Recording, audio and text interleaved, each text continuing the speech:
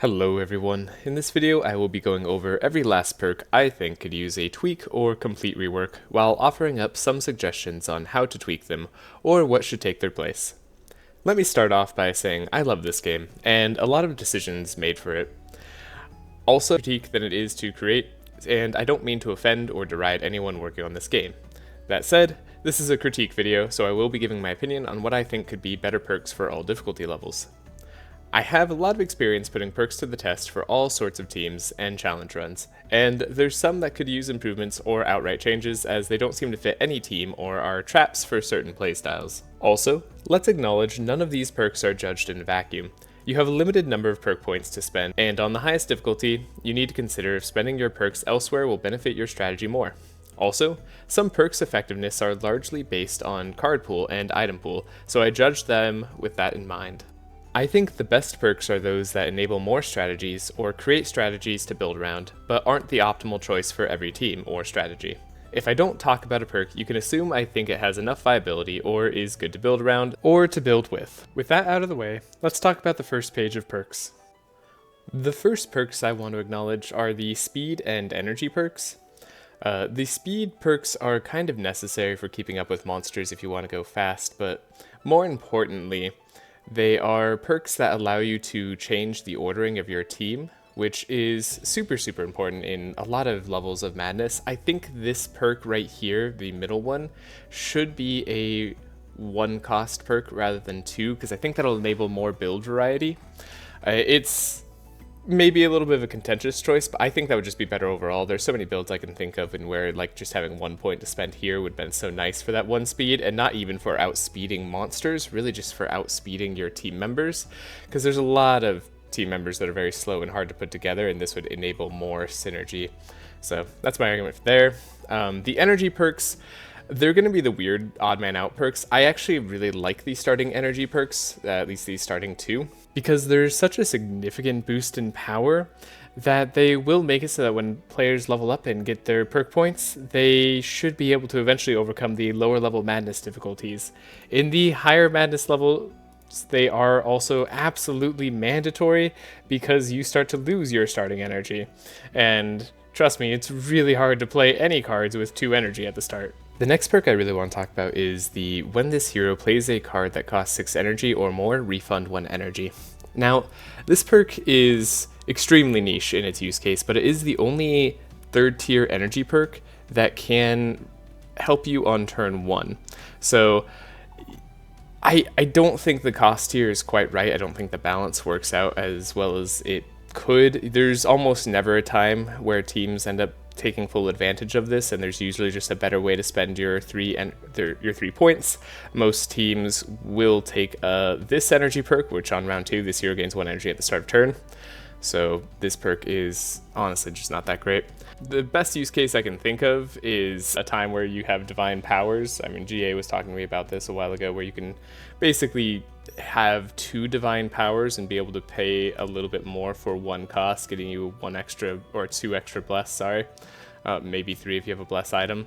It's so niche that it's not really worth discussing too much. An alternative idea I have is to refund 1 energy cost on 3 cost cards or more, but reduced energy regen by 1 per turn, including your first turn energy. The use case for this is carries that get energy support and play 3 cost cards would take this to have more net energy. It wouldn't be taken for every character in every team, but this would be a much broader use case. The 3 cost might be a little bit too powerful. I could see maybe 4 cost, but the negative energy per turn is a serious detriment, so you have to devote a lot of energy or energized support to that carry. It could be potentially too strong at 3, maybe 4, but I think that would be a much more interesting energy perk and would directly compete with the other energy perks at play here, and would be fun to use, but not taken by everyone for sure. Next perk I want to talk about is round 4, gain 2 energy. This is way worse than it looks because earlier energy tends to be more impactful as it helps snowball fights. Even slow teams who go on round 4 are often better off in most fights with 1 more energy on round 2, as it helps them snowball and control fights earlier. Also, strategies that let enemies go to round 4 often leave themselves vulnerable to the toughest attacks that enemies can do, which can destroy a team. Usually it's better off to go fast, but if you're going slow, give me 4 energy, or at least 3 energy if I have to wait around for round 4. At least that might let me play more fun cards, like I'm thinking some of the highest cost cards like Meteor and other things that often don't get played. It's still a perk at that rate that would be worse than gain 1 energy on round 2. This hero is immune to Mark. You have a limited number of perk points to spend. Spend 3 on something better. Mark does not come up that often, so there's no real accounting for it. You can buffer or dispel it, or deal damage before it matters. It would be cool to have an extra Mark charge, which for 3 points at the end of the page would be worth taking. Otherwise, if that seems too strong, a perk where Mark increases Thorns damage taken by monsters who have it would be sweet too. The Thorn strategy is just worse than most other strategies.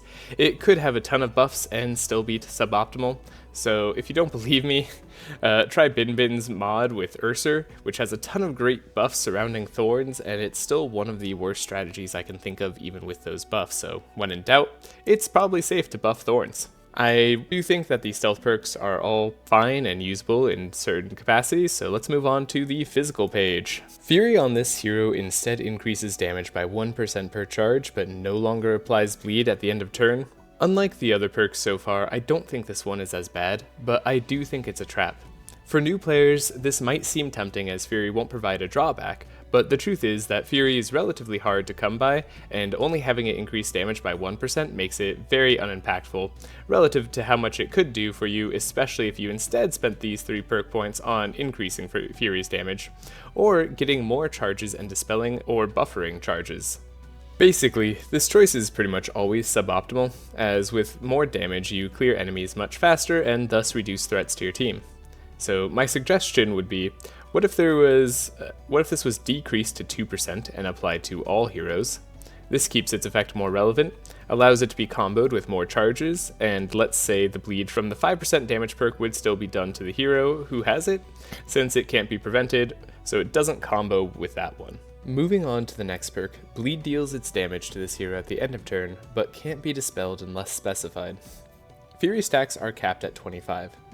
This perk at first seems like it's a great one for the Fury-focused hero, but the cap of 25 seriously hampers its usability.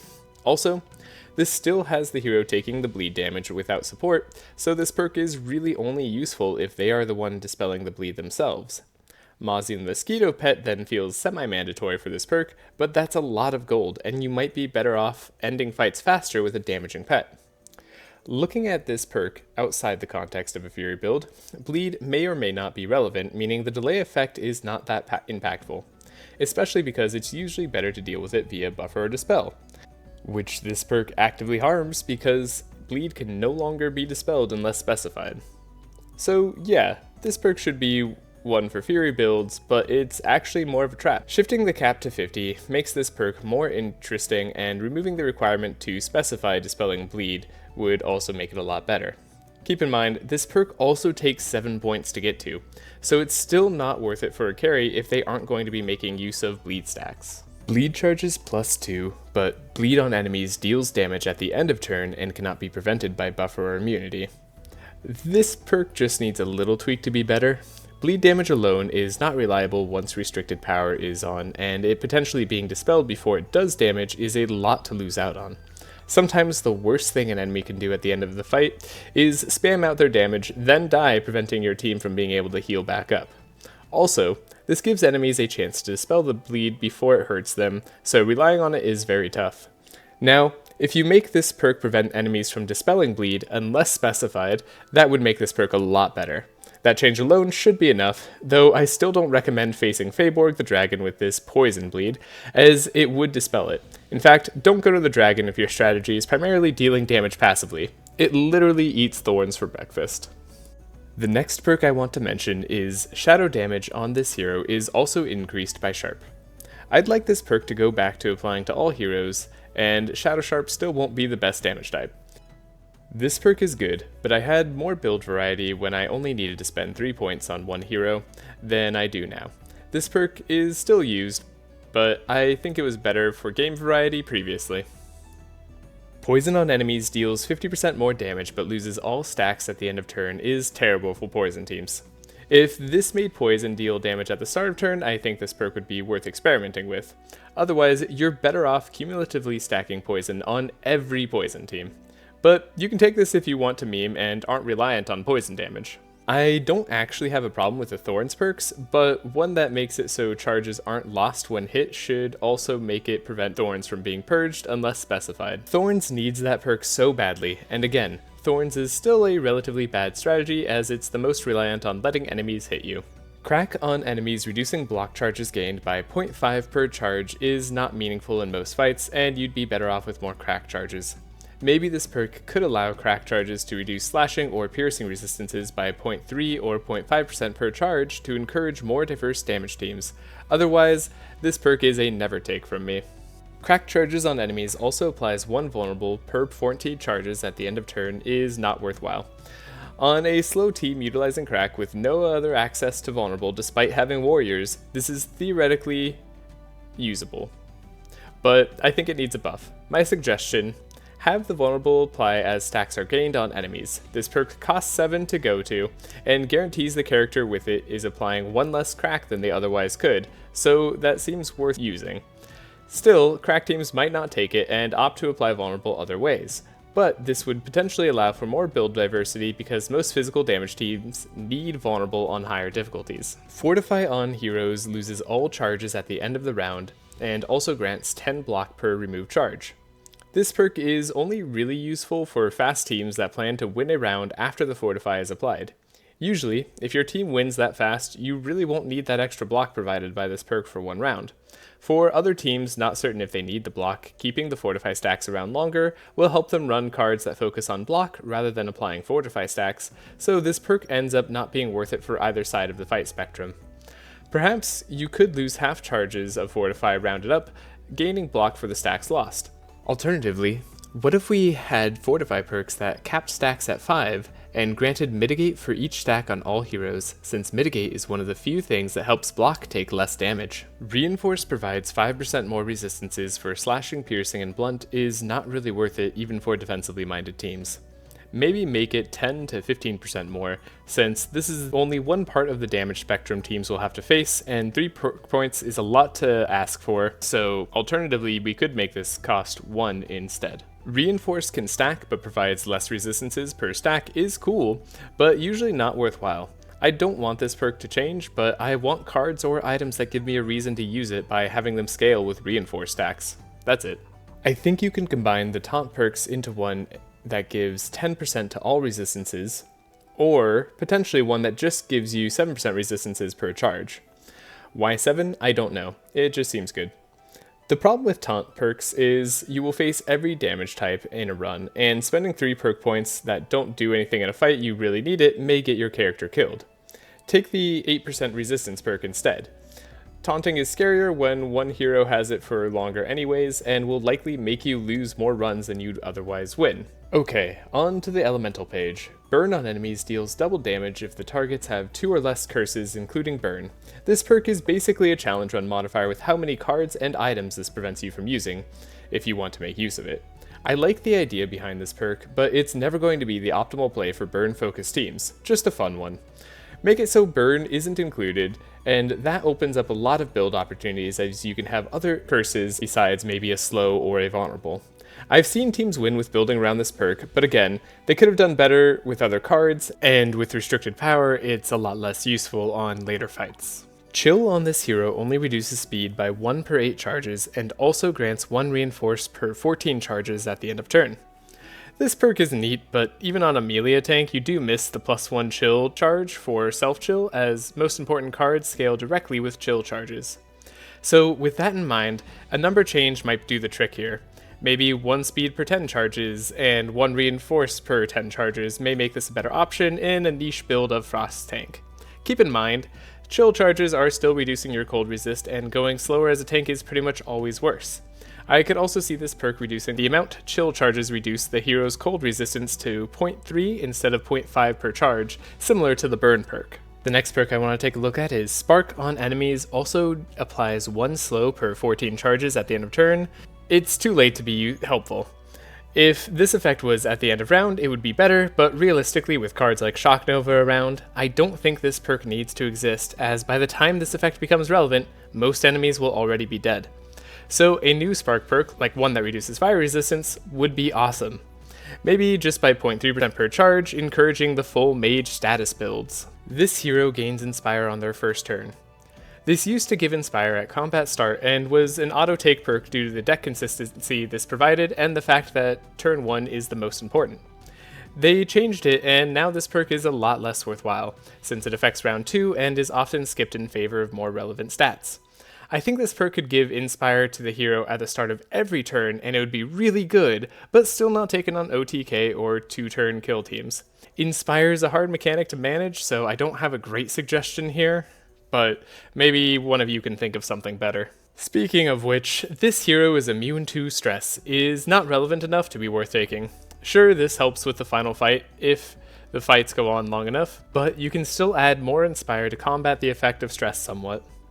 Plus 1 Inspire charge would be too good, but perhaps this could make the hero immune to fatigue as well, otherwise at least buff it to make all heroes immune to stress, and maybe some teams will enjoy this perk, or add more cards with stress as a drawback.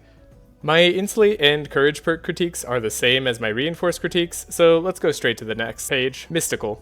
I actually like the Mystical page perks as I think most have their place. One thing I will say is that I wish the perks making Vitality and Regen give more Mind and Dark resistances didn't get hard countered by the final boss, which will transform all those stacks into negative curses. Instead, if the boss only took a fraction of these stacks, like 60% of them, maybe a little higher, it would be better balanced, as these stacks become a detriment for tanky teams in the final fight. You don't need the perks by any stretch, and I don't run them on any teams at this point, as I can't justify the cost and the fact that they may contribute to a loss in the final battle. So my suggestion is to change the final boss's cards and maybe buff the charges to +1 on these perks. I know it seems really strong, but these auras really aren't some of the best and most important for winning. But what do you think? Did I miss any perks that you think need help? Do you have any perks ideas or suggestions? I'm really interested in hearing your ideas, so please let me know in the comments. Alternatively, you can leave a message for me on Discord. Please like and subscribe if you enjoyed the video and want to see more of these in the future. Goodbye.